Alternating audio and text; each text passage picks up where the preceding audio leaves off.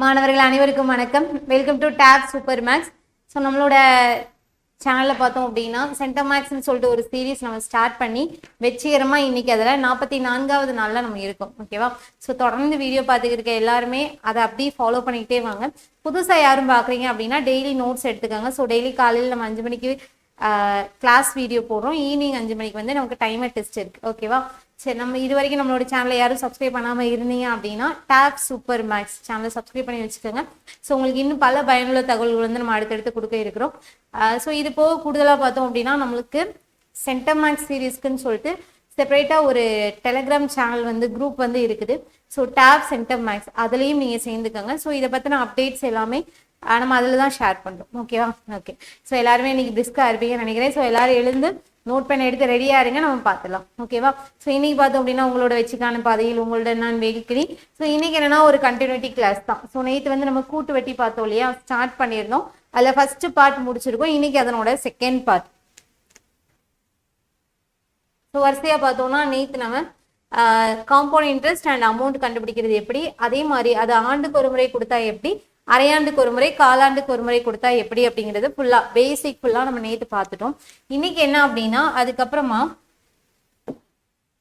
To find PNR, அதாவது compound இன்ட்ரெஸ்டையோ இல்லை அமௌண்ட்டையோ கொடுத்துட்டு பிரின்சிபல் கேட்கறது, என் கேட்கறது, ஆர் கேட்கறது கேட்டாங்கன்னா எப்படி பண்றதுன்னு பார்க்க போறோம். இது போக மடங்குகள், இது ரொம்ப எளிமையான ஒரு மெத்தட் தான், ரொம்ப சிம்பிளாவே நமக்கு முடிஞ்சிடும். அங்க பார்த்து அதே தான் சிம்பிள் இன்ட்ரெஸ்ட்ல நம்ம என்னென்ன மெத்தட்ஸ் பார்த்தோமோ அதே தான் இங்கேயும். ஆனால் கேல்குலேஷன் பார்ட் மட்டும் நமக்கு கொஞ்சம் வேரி ஆகும். ஓகேவா? அவ்வளோதான். ஸோ இப்போ இன்னைக்கு இந்த ரெண்டு தான் நம்ம பார்க்க போகிறோம். ரொம்பவே ஒரு முக்கியமான ஒரு பார்ட். ஸோ எக்ஸாம் நமக்கு கேட்கக்கூடிய ஒரு இடம் தான் இது. கவனமாக பார்க்கணும். ஸோ நேற்று பண்ண அதே ப்ரொசீஜரில் இருந்து நம்ம இன்னைக்கு நம்ம என்னெல்லாம் அப்டேட் பண்ண போகிறோம் அப்படிங்கிறத கவனமாக தெரிஞ்சு வச்சுக்கோங்க. ஸோ அதுக்கு முன்னாடி நேற்று நம்ம என்னென்ன பார்த்தோம் அப்படிங்கிறத நீங்களும் அப்படியே நோட்ஸை ரிவைஸ் பண்ணிக்கிட்டே வாங்க, டக்குன்னு எடுக்காம. ஸோ என்னென்ன பார்த்தோம், ஃபார்முலாஸ் நம்ம டிஸ்கஸ் பண்ணோம். அதே மாதிரி எல்லா மெத்தடுக்குமான ஃபார்முலாஸ் பார்த்துட்டோம். அதே மாதிரி காம்பவுண்ட் இன்ட்ரெஸ்ட் அப்படிங்கிறது எப்படி கண்டுபிடிக்கணுங்கிறது பார்த்தோம். ஸோ பிரின்சிபல்ல இருந்து ஒவ்வொரு வருஷத்துக்கும் அதோட இன்ட்ரெஸ்ட் கண்டுபிடிச்சு எத்தனை வருஷம் கேட்காங்களோ அத்தனை வருஷத்துக்கு காம்பவுண்ட் இன்ட்ரெஸ்ட் என்ன அப்படிங்கிறத கண்டுபிடிச்சோம். இது நமக்கு ஹாஃப் இயர்லி கொடுத்தாங்கன்னா, இயர்லி ஒன்ஸ் கொடுத்துருந்தாங்கன்னா ஃபுல் வட்டி எடுப்போம். இதே ஹாஃப் இயர்லி ஒன்ஸ் இருந்துச்சு அப்படின்னா அதுல பாதி, காலாண்டுக்கு ஒரு முறைனா அதுல கால் பங்கு பை 4 போடுவோம். இதே 4 months அப்படின்னு சொன்னாங்கன்னா பை 3 போடணும். அதே மாதிரி என் பார்க்கும்போது இயர்ல கொடுக்கும்போது × 2 × 4 × 3 அப்படிங்கிறது வரும். இதெல்லாம் நம்ம பார்த்தோம். ஸோ இதை வச்சு எப்படி நம்ம வட்டி கண்டுபிடிக்கிறது அப்படிங்கிறதையும் நம்ம கம்ப்ளீட்டா நேற்று முடிச்சிட்டோம். இன்னைக்கு என்ன அப்படின்னா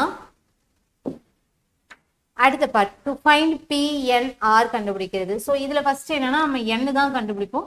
ஹெட்டிங் போட்டுக்கோங்க. எத்தனை ஆண்டுகளில் 1000 ஆனது ஆண்டிற்கு 10% வட்டி வீதம் கூட்டு வட்டி கணக்கிடும் போது ரூபாய் 1331 ஆகும் அப்படின்னு சொல்லி கேட்டிருக்காங்க. அதாவது எத்தனை வருஷத்துல 1000 வந்து 10% இன்ட்ரெஸ்ட் போட்டோம்னா 1331 மாறும் அப்படிங்கிறது நமக்கான கேள்வி. அப்ப இங்க என்ன மெத்தட் நம்ம யூஸ் பண்ண போறோம்னா இது பக்கத்துல எழுதிக்கங்க. எண்ணுக்கு மட்டும் நம்ம என்ன பண்ணுவோம்னா வழக்கமா பண்ற பெர்சன்டேஜ் மெத்தட் பண்ணுவோம். மற்றபடி பிரின்சிபல் கண்டுபிடிக்கிறதுக்கும் ஆர் கண்டுபிடிக்கிறதுக்கும் நம்ம ஃபார்முலா மெத்தட் தான் போவோம். ஏன் அப்படின்னா உங்களுக்கே தெரிஞ்சிருக்கும், ஒரு நம்ம பெர்சன்டேஜ் மெத்தட் போட்டு கொண்டு வரோம்னா பெர்சன்டேஜ் வேணும், எத்தனை வருஷம் பண்ண போறோம் அப்படிங்கிறது நமக்கு வேணும். ஓகே, பிரின்சிபல் வேணும், அதே மாதிரி ஆர் வேணும், எத்தனை பெர்சன்டேஜ் அப்படிங்கிறது நமக்கு கால்குலேஷன் வேணும். இது ரெண்டுல எது இல்லைனாலும் நம்மளால அதை வந்து ஃபர்தரா கொண்டு போக முடியாது. ஸோ அதனால தான் என்ன பண்றோம் அப்படின்னா அந்த ரெண்டுத்துக்கு மட்டும் நம்ம ஃபார்முலா மெத்தட் எடுக்கிறோம். ஸோ ஃபர்ஸ்ட் இருக்கக்கூடிய என் மெத்தடுங்கிறது நம்ம இது வரைக்கும் பழையது பண்ணோம் இல்லையா, அந்த பர்சன்டேஜ் மெத்தட்லேயே பண்ணலாம். என்ன அப்படின்னா இப்போ 1000ங்கிறது 1031 எத்தனை வருஷத்துல மாறும் அப்படிங்கிறது நமக்கான கேள்வி.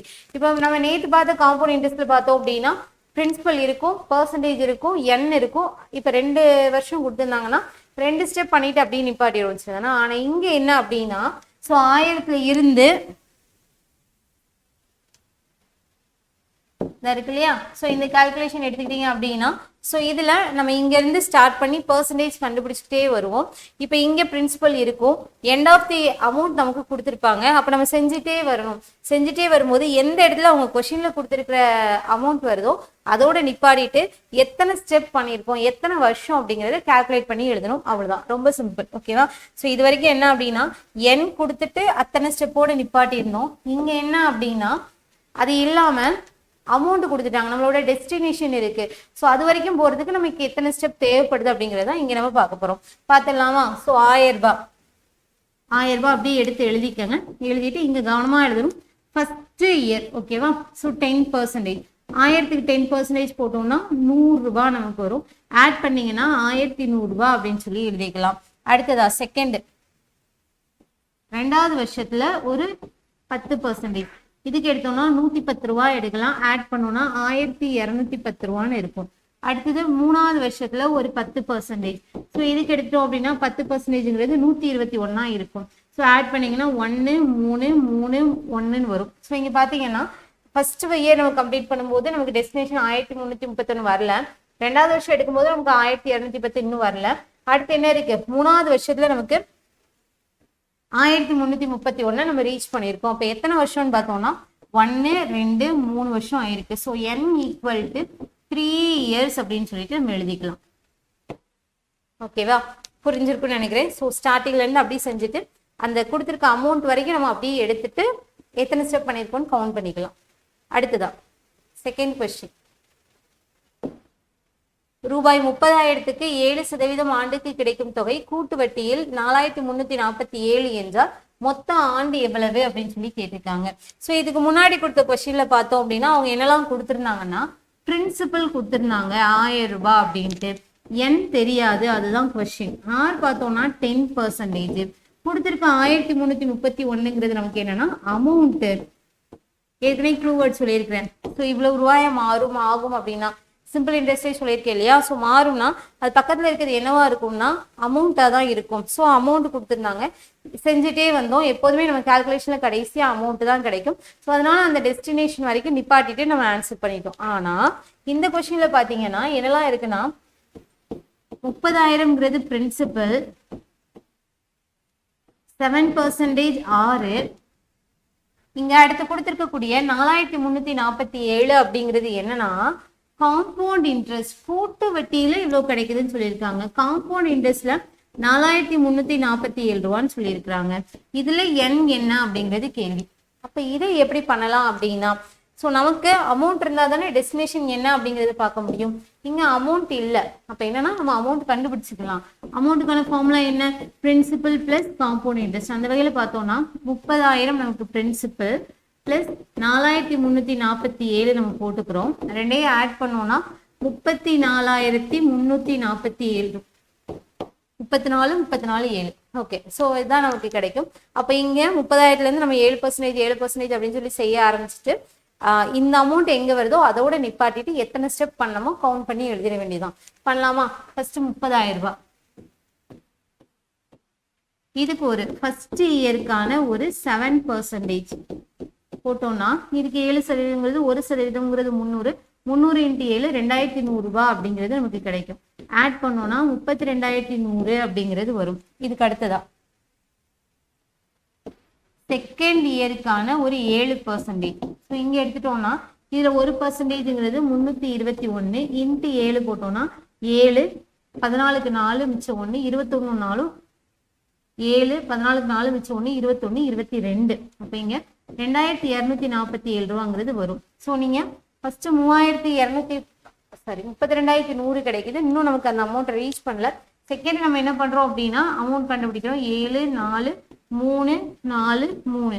ஸோ இங்க நமக்கு என்ன ஆயிடுது? அந்த அமௌண்ட்டை நம்ம ரீச் பண்ணிட்டோம். அப்ப இங்க என்னன்னா 2 வருஷத்துல நமக்கு வந்து அதை ரீச் பண்ண முடியுது. ஸோ இங்க n என்ன அப்படின்னு பார்த்தோம்னா 1 வருஷம் 2 வருஷம் 2 years அப்படிங்கிறது ஆன்சரா இருக்கும். சரிதானா?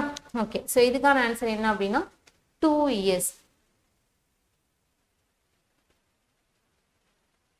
இதுக்கப்புறம் வந்து என்னன்னா ஆர் கண்டுபிடிக்கிறது, ரேட் ஆஃப் இன்ட்ரெஸ்ட். பாருங்க, ஆண்டு கூட்டு வட்டி முறையில் 2 ஆண்டுகளில் அசல் ரூபாய் 640 ஆனது ரூபாய் 774.40 கிடைக்கப்பெற்றால் ஆண்டு வட்டி வீதம் என்ன அப்படின்னு சொல்லி கேட்கிறாங்க. அதாவது இதை பொறுத்த வரைக்கும் பிரின்சிபல் நமக்கு இருக்கு 640 ரூபாய் அப்படின்ட்டு. அதுக்கப்புறமா என் வந்து 2 years. அதுக்கப்புறமா ஏ பார்த்தோம்னா 774.40 அமௌண்டா இருக்கும். இதுல ஆண்டு வட்டி வீதம் ரேட் ஆஃப் இன்ட்ரெஸ்ட் என்ன அப்படிங்கிறது தான் நமக்கான கேள்வி. அப்ப இதை எப்படி பண்ணலாம் அப்படின்னா ஸோ இங்கே நம்ம ஆர் கண்டுபிடிக்கிறதுக்கு ஃபார்முலா மெத்தட் தான் யூஸ் பண்ண போகிறோம். ஏற்கனவே நான் சொல்லியிருந்தேன் இல்லையா? ஸோ ஃபார்முலா நமக்கு என்னன்னா A equal to P into 1 + r/100 whole power n. Substitute பண்ணலாமா? ஸோ பிரிண்ட் ஏ நமக்கு 774.40 இருக்கு. பிரின்சிபல் எடுத்துட்டோம்னா 640 into 1 + r/100 whole power n பார்த்தோம்னா 2 years தான் இருக்குது. சரி, அப்போ இங்கே இதை அப்படி சால்வ் பண்ணி நம்ம ஆன்சர் எடுக்க போகிறோம். இப்போ இங்கே இந்த 640 நான் கீழே எடுத்துக்கிறேன். இதில் 100 நான் உள்ள மல்டிப்ளை பண்ணிக்கிறேன். அப்போ 100 + r/100 whole power 2 equal to 774.40 divided by 640 எழுதிக்கலாமா? சரி, இப்போ என்ன அப்படின்னா இதுக்கப்புறமா இதை நம்ம என்ன பண்ணிக்கலாம்னா பாயிண்ட்டை நெக்லெக்ட் பண்ணிக்கலாம். அதுக்கு முன்னாடி ஒன்று தெரிஞ்சுக்கணும் நமக்கு. இதில் இந்த பக்கம் இருக்கு இல்லையா? ஸோ இதில் பவர்ல என்ன இருக்குதோ, இப்போ பவர்ல ஸ்கொயர்டு இருந்துச்சு அப்படின்னா அந்த பக்கம் இருக்கிற வேல்யூ இதுக்கு ஈக்குவல் பண்றோம் இல்லையா? இந்த வேல்யூ எப்படி இருக்கும் அப்படின்னா நிச்சயமா வர்க்க எண்களாக தான் இருக்கும். நல்லா தெரிஞ்சு வச்சுக்கணும். அங்க வந்து ஏதோ வர்க்க எண்கள்லாம் நமக்கு ரூட் எடுக்கிற மாதிரி வேல்யூ தான் கொடுப்பாங்க. ஒருவேளை இங்க 3 இருந்துச்சுன்னா இங்க வந்து கனமூலங்கள் கியூப் ரூட் எடுக்கிற மாதிரியான வேல்யூ தான் நிச்சயமா இருக்கும். அப்ப இங்க நம்ம அதுக்கு ஏத்தாப்புல மாத்திக்கணும். ஒண்ணு டைரக்டா பார்த்தோன்னே மாத்துற மாதிரி இருக்கும். அப்படி இல்லைன்னா நம்ம கொஞ்சம் ஒர்க் அவுட் பண்ணிட்டு கேன்சல்லாம் பண்ணிட்டு நம்ம சிம்பிளிஃபை பண்ணதுக்கு அப்புறமா நமக்கு அப்படி கிடைக்கும். சரி, அப்ப இங்க நம்ம வெயிட் பண்ணி பார்க்கலாம். இப்போ இங்க 100 + r/100 ஹோல் பவர் 2 அப்படின்னு சொல்லிட்டு போடுறோம். ஈக்குவல் டு இங்க இந்த 0க்கு வேல்யூ இல்லை, அதை அப்படி விட்டுருங்க. 10ஆல பெருக்கி நியூமரேட்டரையும் டினாமினேட்டரையும் எடுத்து எழுதிக்கோங்க. அப்ப இங்க பெருக்கணும் அப்படின்னா 7744 கிடைக்கும். கீழே 6400 அப்படின்னு சொல்லிட்டு கிடைக்கும். அப்ப இங்க என்ன அப்படின்னா நம்ம அந்த வேல்யூக்கு ரூட் எடுக்கலாம். ஸோ ரூட் எடுக்கலாம். ஆனா இங்க 6400க்கு நம்மளால ஈஸியா ரூட் எடுத்துட முடியும் 810 அப்படின்ட்டு. ஆனா மேல இருக்கிறதுக்கு நமக்கு ரூட் எடுக்க முடியாது. எடுக்கலாம், கொஞ்சம் டைம் எடுக்கும். அதை விட நம்ம என்ன பண்ணிக்கலாம் அப்படின்னா இதை இன்னும் சிம்பிளிஃபை பண்ணலாம், இன்னும் ஈஸியா நமக்கு கிடைக்கும். சிம்பிளிஃபை பண்ணலாமா? நான் 8ஆலேயே போடுறேன். 8 8 64 0 0. இங்க 9 8 72 மீதி 5 6 8 48 மிச்சம் 6 8 8 64. ஸோ அகைன் 8ஆல கேன்சல் பண்ணுங்க. இங்க 100 கிடைக்கும். இங்க 1 8 8 மிச்சம் 1 2 1. ஸோ இப்போ ஃபைனலாக நமக்கு என்ன கிடைச்சிருக்கு? 121/100 கிடைச்சிருக்கு. ரெண்டுமே வர்க்க எண்களா? அப்போ இங்க எடுத்துட்டோம்னா 100 + r/100 அப்படிங்கிறது நமக்கு √121/100 அப்படின்னு சொல்லி கிடைக்கும். ஸ்கொயர் எடுக்கிறேன், ஓகேவா? அப்போ இங்க 100 + r/100 ஈக்குவல் டு 11/10 கிடைக்கும். 0க்கு 0 கேன்சல். இப்போ இந்த 10 நீங்க மல்டிப்ளை பண்ணீங்கன்னா 100 + r ஈக்குவல் டு 110 கிடைக்கும். அப்போ ஆரோட வேல்யூ இது எங்க எடுத்து போதும் மைனஸா. ஸோ 10% அப்படிங்கிறது ஃபைனல் வேல்யூவா இருக்கும். 10% அப்படிங்கிறது தான் நமக்கான ரேட் ஆஃப் இன்ட்ரெஸ்ட். ஓகேவா? இப்படிதான் இது பண்ணணும். பாருங்க, ஃபர்ஸ்ட் இதுல பிரின்சிபல் கொடுத்துருக்காங்க, அமௌண்ட் கொடுத்துருக்காங்க, என் கொடுத்துருக்காங்க. அது அப்படியே நம்ம ஃபார்முலால எடுத்து போடுறோம். அதுக்கப்புறம் உள்ளது எல்லாமே சிம்பிளிஃபிகேஷன் ப்ரொசீஜர் தான், வேற எதுவுமே இல்லை. கவனமா பண்ணணும். ஸோ இந்த இடத்துல ஸ்கொயர் இருக்குன்னா இந்த இடத்துல ரூட் எடுக்கிற மாதிரியான வேல்யூ தான் நிச்சயமா இருக்கும். அப்போ என்னன்னா அதுக்கு ஏத்தாப்புல வருதா அப்படிங்கிறத நீங்க கால்குலேட் பண்ணிக்கணும். நீங்க முழுசா இருந்துட்டு பெருசா இருந்து பெரிய நம்பருக்குலாம் ரூட் எடுக்க வேணாம். சிம்பிளிஃபை பண்ணுங்க, அது சின்ன நம்பரா குறையும். அதுக்கப்புறமும் நமக்கு வர்க்க மூலம் எடுக்கிற மாதிரி தான் வரும். அதுக்கப்புறம் நம்ம எடுத்துக்கலாம். ஸோ இப்போ இங்க பாத்தீங்க அப்படின்னா இவ்வளவுதான். ஸோ ஆரோட வேல்யூ 10% அப்படின்னு கிடைக்குது. ஆண்டொன்றுக்கு எத்தனை சதவீத கூட்டுவட்டி வீதத்தில் 1200 ரூபாயானது 2 ஆண்டுகளில் 1348.32 ரூபாயாக வளர்ச்சி அடையும் அப்படின்னு சொல்லி கேட்குறாங்க. பார்க்கலாமா? அதே மாதிரி தான். ஸோ இதெல்லாம் என்னெல்லாம் டேட்டா கொடுத்துருக்காங்க? ஸோ பிரின்சிபல் வந்து 1200 ரூபாய், என் வந்து 2 years, நீங்க இத்தனை ரூபாயா வளர்ச்சி அடையும்னு கொடுத்துருக்குறாங்க. அப்போ இது அமௌண்ட்டா எடுத்துக்கலாம். 1348.32 அப்படின்னு சொல்லி எடுத்துக்கலாம். ஸோ இதுல ஆர் என்ன அப்படிங்கிறது தான் நமக்கான கொஸ்டின். அந்த வகையில் பார்த்தோம்னா நமக்கான ஃபார்முலா சிம்பிள்.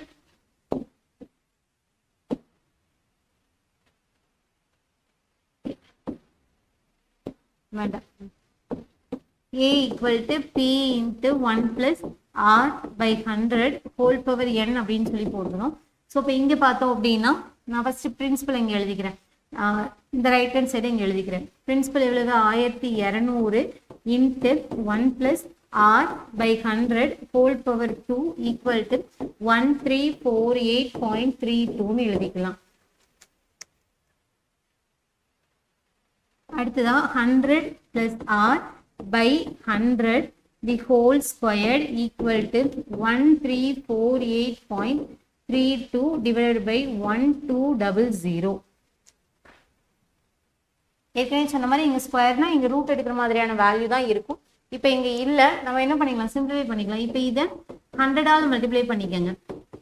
மல்டிப்ளை பண்ணால் நமக்கு வந்து இந்த வேல்யூ பாயிண்ட் போயிடுமா? அப்போ இங்கே பார்த்தோம்னா 100 + r by 100 the whole squared equal to 134832 divided by 120000 அப்படின்னு சொல்லி போட்டுக்கலாம். இப்போ இதை என்ன பண்ணலாம்னா 12ஆலேயே கேன்சல் பண்ணுவோமா? 12ஆல கேன்சல் பண்ணோம்னா ஓகே, மேலே கேன்சல் பண்ணோம்னா 1 12 12 மிச்சம் 1, 1 12 12 மிச்சம் நமக்கு 2, 2 12 24 மிச்சம் 4, 3 12 36, மீதி பார்த்தோன்னா அங்கே ஒரு 4 இங்கே ஒரு 3 7, 6 12 நமக்கு எவ்வளோ வந்துடும்? 72 அப்படிங்கிறது வந்துடும். சரி, இதுக்கப்புறம் நம்ம என்ன பண்ணலாம் அப்படின்னா இதில்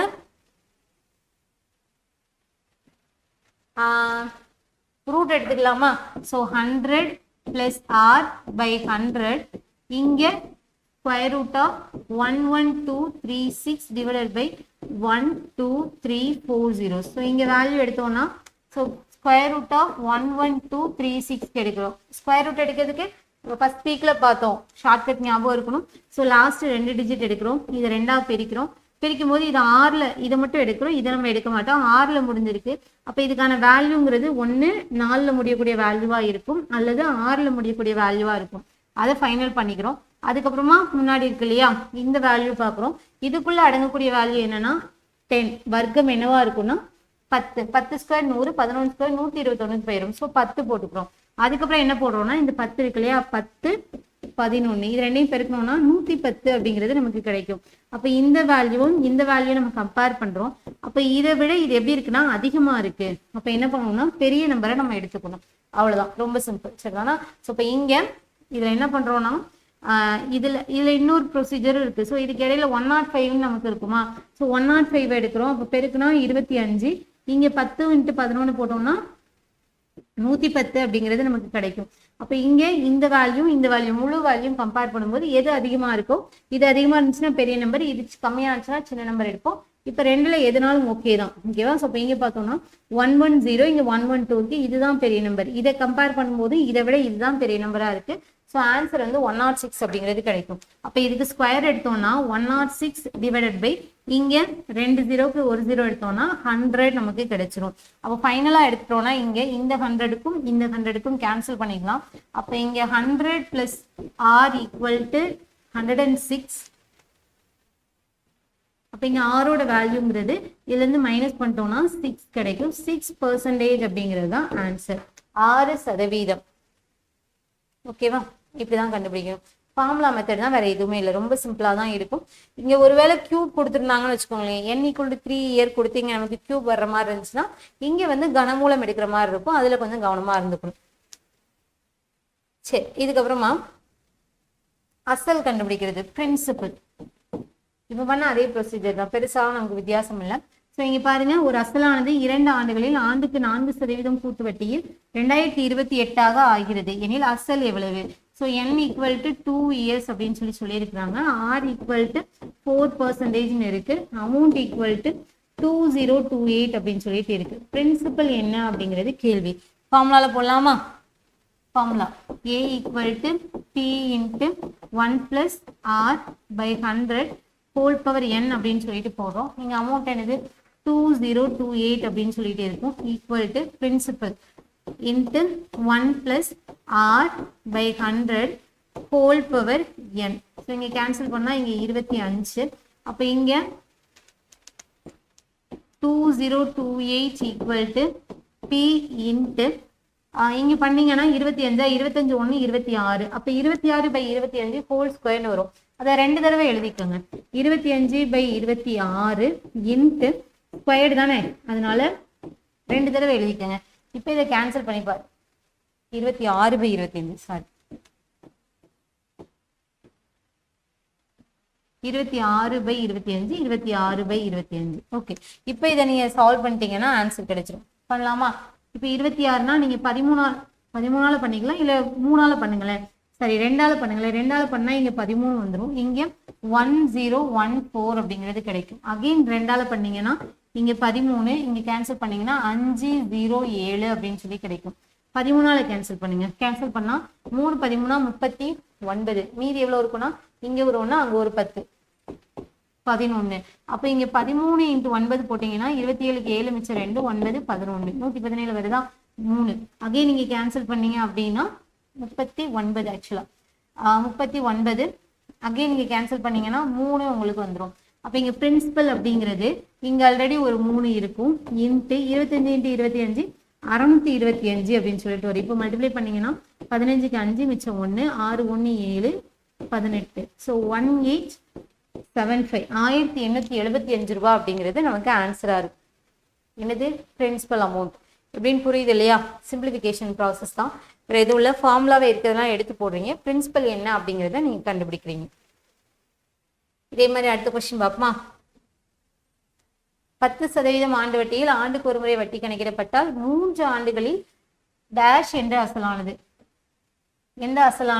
ரூபாய் 2662 தொகையாக ஆகும் அப்படின்னு சொல்லி கேட்டுக்காங்க. ஸோ இங்க ஆர் பார்த்தோம்னா 10%, இங்க n = 3 years தொகையாக மாறும். So a = 2662 rupees. பிரின்சிபல் என்ன அப்படிங்கிறது நமக்கான கேள்வி.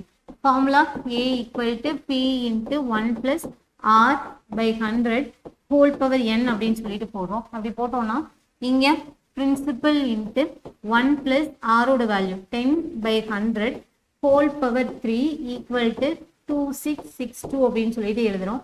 இதுக்கப்புறம் பார்த்தோம்னா p இன்ட்டு 0க்கு 0 கேன்சல், இங்க 10 1 11 11/10 இன்ட்டு 11/10 இன்ட்டு 11/10 = 2662. ஓகே, 11ஆல கேன்சல் பண்ணுங்க. கேன்சல் பண்ணீங்கன்னா 2 மிச்சம் 4 4 மிச்சம் 2 2. அகைன் 11ஆல கேன்சல் பண்ணோம்னா 2 2. அகைன் 11ஆல கேன்சல் பண்ணோம்னா 2. ஸோ ஃபைனலா இங்க பிரின்சிபல் எவ்வளவு கிடைக்குன்னா அங்க 2 இருக்கு, இங்க 3 0 சேர்ந்துருமா? அப்போ 2000 ரூபாய் அப்படிங்கிறது நமக்கான அசல் தொகையா இருக்கும். ஸோ இங்க பிரின்சிபல் என்ன அப்படின்னா 2000 ரூபாய். ஓகேவா? ஸோ 10% ஆண்டு வட்டியில அந்த 2000ங்கிற அமௌண்ட் தான் 3 வருஷத்துல 2662 தொகையாக நமக்கு மாறும். ஈஸியா புரிஞ்சிருக்கும்னு நினைக்கிறேன். ரொம்ப நார்மலான ப்ரொசீஜர் தான், நீங்க பெருசாலாம் ரொம்ப டெப்தா போய் யோசிக்க வேண்டிய அவசியம்லாம் இல்லை. சரி, இதுக்கப்புறமா ரேட் ஆஃப் இன்ட்ரெஸ்ட் அசல் கண்டுபிடிக்கிறதுல ஒரு வித்தியாசமான மெத்தட். அங்க இது எப்படி படிச்சிருப்போம் அப்படின்னா டிஃப்ரெண்ட் இயர்ஸ் அப்படின்னு சொல்லிட்டு ஒரு கான்செப்ட் கீழே படிச்சிருப்போம். இங்க சிம்பிள் இன்ட்ரெஸ்ட்ல இங்க அதே மாதிரி தான், ஆனா என்னன்னா இதுல ரேட் ஆஃப் இன்ட்ரெஸ்ட் தான் கேட்டிருக்காங்க. ஸோ இது என்ன அப்படின்னா நம்ம இது கூடவே சேர்த்து படிச்சிடும். இதையும் தனி மெத்தடா நம்ம படிக்கலாம். ஏன் நம்ம நார்மலா எப்போதும் போல இது கூட கொண்டு போயிடலாமேன்னு சொல்லிட்டு இதோட சேர்த்து வச்சிருக்கேன், பார்க்கலாம். ஸோ இப்போ இங்க என்ன சொல்றாங்க அப்படின்னா கூட்டு வட்டியில் ஒரு குறிப்பிட்ட தொகையானது 2 ஆண்டுகளில் 10,580 மற்றும் 3 ஆண்டுகளில் 12,176 மாறுகிறது எனில் ஆண்டு வட்டி வீதத்தை கணக்கிடவும் அப்படின்னு சொல்லி கேட்கிறாங்க. அதாவது கூட்டு வட்டியில ஒரு பிரின்சிபல் இருக்கு, இந்த பிரின்சிபல் வந்து 2 இயர்ஸ்ல 10,580 மாறுது. இதே 3 இயர்ஸ் எடுத்துட்டோம் அப்படின்னா 12,176 ரூபாயா மாறுது. இங்க என்னன்னா ரேட் ஆஃப் இன்ட்ரெஸ்ட் என்ன அப்படிங்கிறது தான் நமக்கான கேள்வி. அப்ப இதை எப்படி நம்ம ஃபைண்ட் அவுட் பண்ணலாம் அப்படின்னு சொல்லி பார்த்தோம்னா அங்க என்ன பண்ணுவோம், சிம்பிள் இன்ட்ரெஸ்ட்ல இத்தனை வருஷத்துக்கு இப்படி மாறுதுன்னா இங்க இயர்ஸ்க்கான டிஃபரன்ஸ் பார்ப்போம், இந்த பக்கம் அமௌண்ட்டுக்கான டிஃபரன்ஸ் பார்ப்போம். பார்த்துட்டு இத்தனை வருஷத்துக்கான வட்டி தான் இது அப்படிங்கிறத நம்ம போட்டு அப்படியே ஆன்சர் கண்டுபிடிப்போமா. இங்க என்ன அப்படின்னா அங்க டிஃபரன்ஸ் கண்டுபிடிச்சோம்ல, இங்க டிவைட் பண்ணணும். எப்படி பண்ணலாங்கிறது பார்க்கலாம். இப்போ ஃபர்ஸ்ட் ஸ்டேட்மெண்ட் நான் ஃபார்முலால எக்ஸ்பேண்ட் பண்றேன். 2 வருஷத்துல 10,580 மாறுது. அப்ப இங்க இது வந்து n, இது வந்து நமக்கான அமௌண்ட். அப்ப இங்க ஃபார்முலா என்ன நமக்கு, a = p × 1 + r/100 whole power n அப்படின்னு சொல்லி வச்சுக்கிறோம். அப்போ இங்கே பார்க்கும்போது ஃபார்முலால எல்லாத்தையும் போட்டோம்னா அமௌண்ட் நமக்கு அங்கே இருக்குதா. ஸோ இங்கே p இன்ட்டு 1 + r தெரியாது பை 100 ஹோல் பவர் n வந்து 2 ஈக்குவல் டு 10580 அப்படின்னு சொல்லி எடுத்துக்கிறோம். இது ஈக்குவேஷன் 1. அதுக்கப்புறம் எடுத்துட்டோம்னா p into 1 + r by 100 whole power 3 equal to 12176. இது ஈக்குவேஷன் 2 அப்படின்னு சொல்லி எடுக்கிறோம். இது ஈக்குவேஷன் 1, அது ஈக்குவேஷன் 2. இப்போ இதுக்கப்புறம் என்ன பண்ணுறோம் அப்படின்னா ஈக்குவேஷன் 2 டிவைடட் பை ஈக்குவேஷன் 1 அப்படின்னு சொல்லி எடுத்துக்கிறோம். மறுபடியும் சொல்கிறேன், சிம்பிள் இன்ட்ரெஸ்ட்டை இதில் நம்ம டிஃப்ரென்ஸ் பார்ப்போம். இங்கே டிவைட் பண்ணுறோம். செகண்ட் கவனமாக எழுதணும். p into 1 + r by 100 whole power 3 divided by p into 1 + r by 100 whole power 2 equal to இங்கே 12176 டிவைடட் பை 10580 அப்படின்ட்டு. ஸோ பிரின்சிபலுக்கு பிரின்சிபல் கேன்சல், ஸ்கொயர் ஃபுல்லாக கேன்சல் ஆயிரும். இங்கே கேன்சல் ஆகி ஒன்றே ஒன்று மட்டும் இருக்கும். ஸோ இங்கே நீங்கள் கேன்சல் பண்ணீங்க அப்படின்னா 2ஆல் கேன்சல் பண்ணோம்னா 5 2 9 0ன்னு வரும். இதுக்கப்புறமா 6 0 8 8ன்னு வரும். இதுக்கப்புறமா இன்னும் கேன்சல் பண்ணீங்கன்னா 2 6 4 5 இங்கே 3 0 4 4ன்னு வரும். இது அப்படியே நீங்கள் நிறைய சிம்பிளிஃபை பண்ணி போட்டே இருக்கலாம். ஸோ இப்படி பண்ணும்போது கடைசி நமக்கு இதில் என்ன வேல்யூ கிடைக்கும்னா 1.15 அப்படிங்கிறது கிடைக்கும். இது வந்து நிறைய எல்லாம் கேட்டிருக்காங்க ப்ரீவியஸ் இயர்ல. ஓகேவா, அதனால இந்த நம்பரை பார்த்தாலே நம்ம அப்படியே போட்டுடலாம். ஸோ 1.15 இப்போ நீங்கள் கடைசி என்னன்னா 3044 2645 டிவைட் பண்ணீங்கன்னா கிடைக்கக்கூடியதான் நமக்கு ஆன்சராக கிடைக்கும். ஸோ அப்ராக்சிமேட்டாக நம்ம என்ன எடுத்துக்கிறோம் அப்படின்னா 1.15 அப்படிங்கிறத எடுத்துக்கிறோம். சரி, இப்போ நமக்கு இதில் என்ன வேணும்னா ரேட் ஆஃப் இன்ட்ரெஸ்ட் தானே வேணும். ஸோ இப்போ இங்கே அப்படி ஈக்குவல் பண்ணலாம். இப்போ நான் இது 1 + r by 100 மட்டும் இருக்கு. நான் 100 இங்கே மல்டிப்ளை பண்ணிக்கிறேன். 100 + r divided by 100 equal to 1.15 அப்படிங்கிறது இருக்கும். இப்போ இதை நான் இங்கே மல்டிப்ளை பண்ணிக்கிறேன். மல்டிப்ளை பண்ணால் 100 + r ஈக்குவல் டு 115ன்னு வந்துடும். 100ஆவது மல்டிப்ளை பண்ணுவோமா, ஸோ வந்துடும். ஸோ ஆரோட வேல்யூ பார்த்தோம்னா இது இங்கே எடுக்கும்போது மைனஸில் எடுப்போம். அப்போ நமக்கு இங்கே 15% அப்படிங்கிறது ஃபைனலாக ஆன்சர் கிடைக்கும். 15% அப்படிங்கிறது தான் நமக்கான ஆன்சராக இருக்கும். சரிதானா. ஸோ இந்த இடத்துல இது மட்டும் நீங்கள் தெரிஞ்சு வச்சுக்கணும். அப்படியே நம்பரை படிச்சுக்கோங்க. 12 17 6 இங்கே 10 580. ஸோ கேன்சல் பண்ணீங்கன்னா 1.15 அப்படிங்கிறது கிடைக்கும் தான் அப்படின்ட்டு.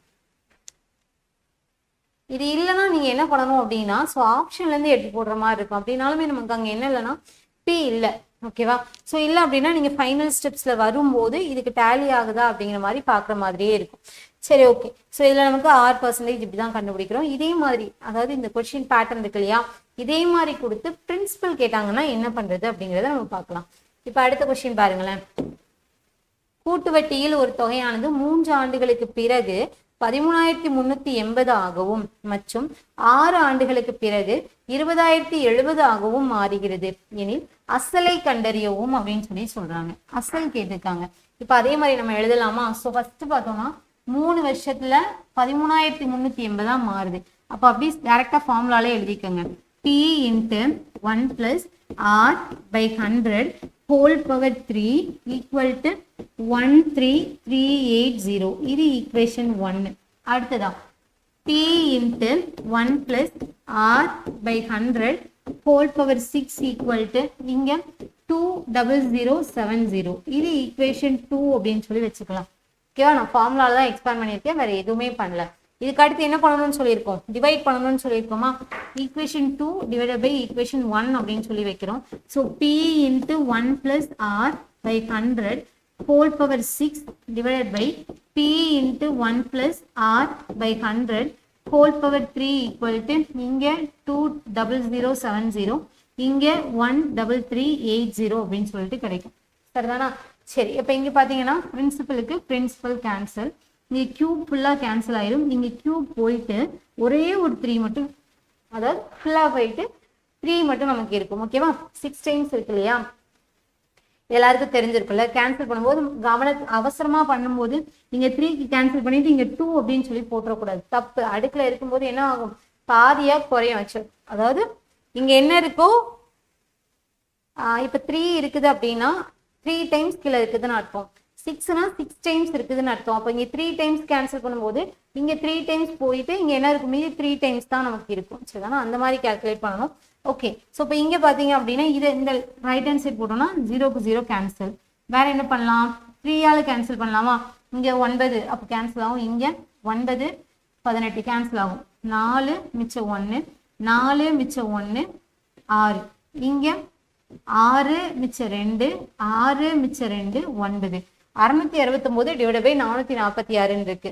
இதை நீங்க வேற இதுக்கப்புறம் ஃபர்தரா டிவைட் பண்றதுக்கு எந்த நம்பர் போட்டாலுமே டிவைட் ஆகுறது கொஞ்சம் கஷ்டம். ஓகேவா, நீங்க மாறி மாறி சின்ன நம்பர் போட்டு பாத்தீங்கன்னாலும் கொஞ்சம் கஷ்டமா இருக்கும். ஆனா இதுல ஒரு முக்கியமான ஒரு நம்பர் இருக்கு, என்னன்னா 223.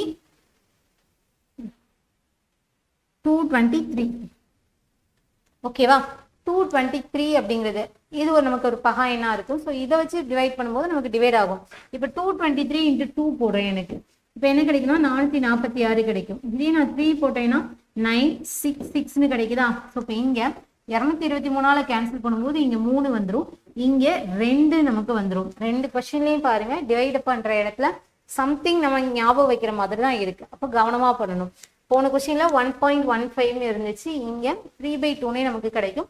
223 நீங்க ஞாபகம் வச்சுக்கோங்க. இது எப்படி நான் ஞாபகம் வைக்கிறதுனா, இப்போ இந்த 2 நம்பரையும் பார்க்கும்போதே நம்ம மனசுக்குள்ள தோணும், அதாவது இன்சைட்ல ஏதோ இந்த நம்பர் ஏதோ ஒன்னால கேன்சல் ஆகுங்கிற அந்த ஒரு விஷயம் மட்டும் இருக்குமே தவிர எதால கேன்சல் ஆகும் நம்மளால கெஸ் பண்ண முடியாது.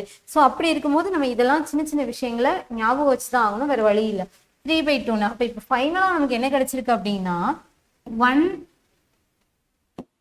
plus r/100 whole power 3 equal to 3/2 அப்படின்னு சொல்லி கிடைச்சிருக்கு. இப்ப நான் 100 மல்டிப்ளை பண்ணிட்டு திருப்பி அதுக்கு கியூப் ரூட் எடுத்து ஆர் கண்டுபிடிக்கணும். இதெல்லாம் தேவையா அப்படின்னா தேவையே கிடையாது. ஆர் நமக்கு வேணவே வேணாம். இப்ப என்ன கேட்டிருக்காங்க, பிரின்சிபல் தானே கேட்டிருக்காங்க. அப்ப என்ன பண்ணலாம் அப்படின்னா, இங்க எனக்கு என்ன இருக்கு, 1 plus r/100 whole power 3 இருக்குதா. இப்ப ஃபர்ஸ்ட் ஈக்குவேஷன்ல பாருங்க 1 plus r/100 ஹோல் கியூப் இருக்கு இல்லையா. அப்ப இதை எடுத்து நான் இங்க சப்ஸ்டிட்யூட் பண்ண போறேன். அப்ப இங்க இதுக்கான வேல்யூ என்ன, 3/2. அப்ப இது இருக்கிற இடத்துல 3/2 அப்படிங்கறத போட்டு சால்வ் பண்ணிட்டோம்னா நமக்கு பிரின்சிபல் என்ன அப்படிங்கிறது கிடைச்சிரும். அப்ப இங்க ஸோ இந்த ரிசல்ட்டை வந்து ஈக்குவேஷன் 1ல நம்ம சப்ஸ்டிட்யூட் பண்றோம்.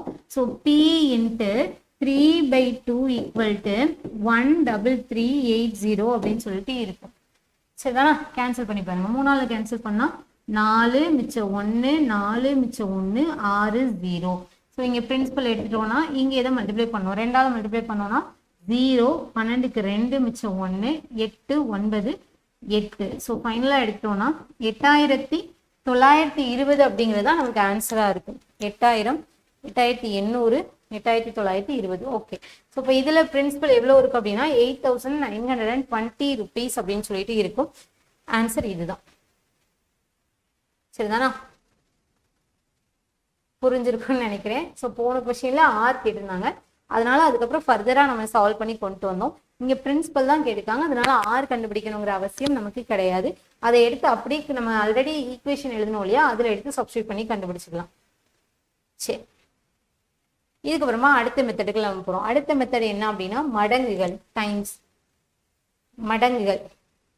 சரிதானா, இது எப்படி பண்ணலாம் அப்படின்னா, ஸோ கொஸ்டினை பார்த்தீங்கன்னா கூட்டு வட்டியில் ஒரு தொகையானது 10 ஆண்டுகளில் ரெட்டிப்பாகிறது எனில் எத்தனை ஆண்டுகளில் அந்த தொகை 8 மடங்காக மாறும் அப்படின்னு சொல்லி கேட்குறாங்க.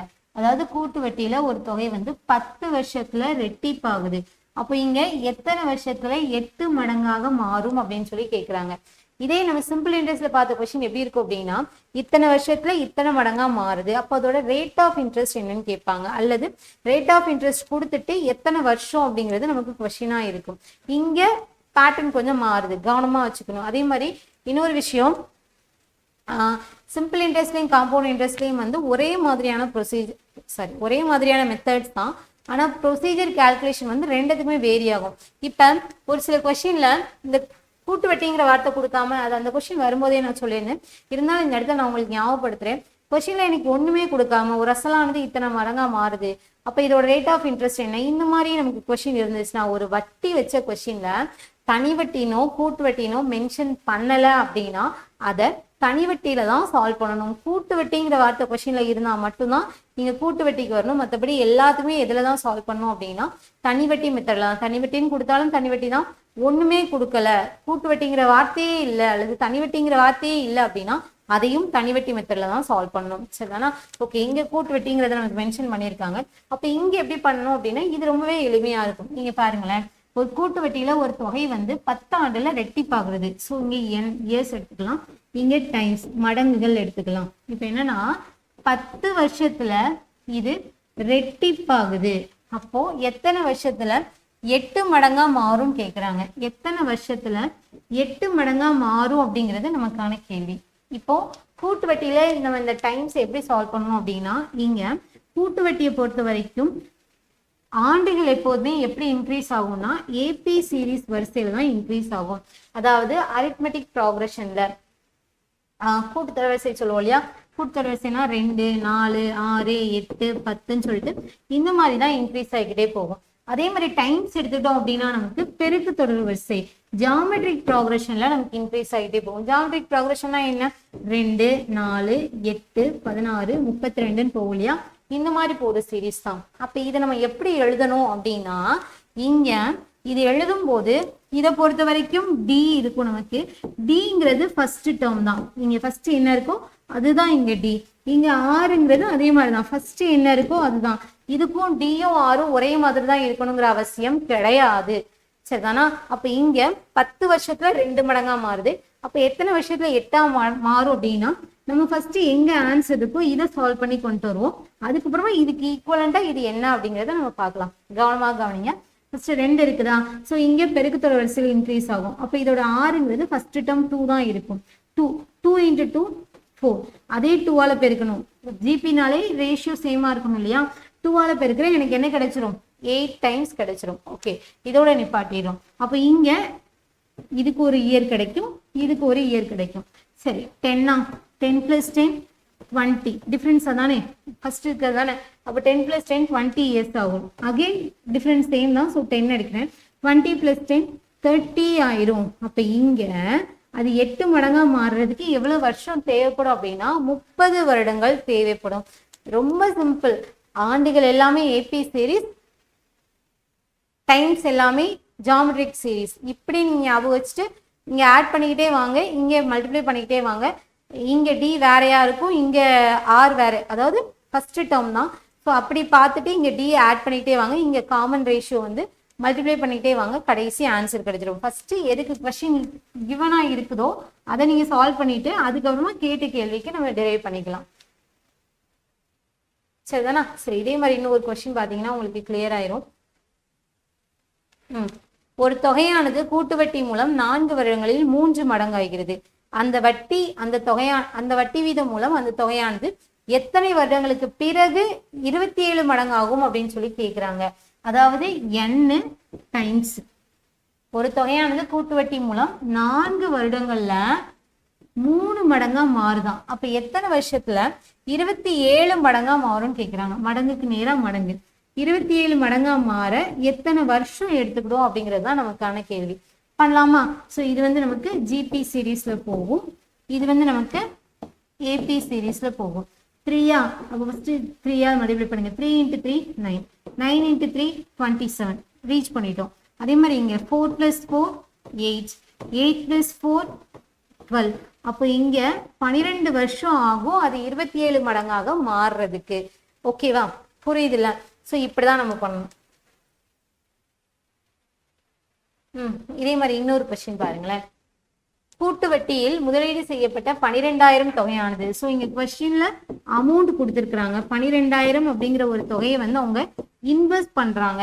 பண்ணும்போது 5ஆம் வருட முடிவில் அது 2 மடங்கா மாறுதான்.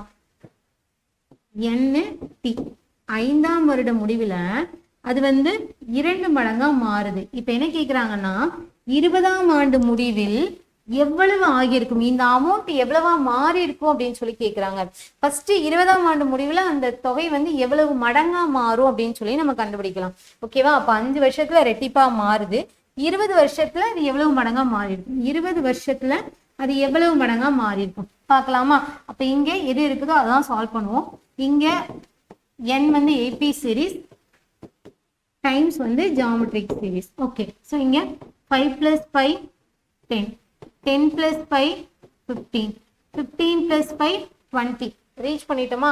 அப்போ இங்கே 10 மடங்கா மாறுறதுக்கும் 15 மடங்கு 10 வருஷத்துலையும் 15 வருஷத்துலையும் எத்தனை மடங்கா மாறி இருக்கு அப்படிங்கிறது நமக்கு தெரியணும். அப்போ 2 × 2 4, 4 × 2 8, 8 × 2 16.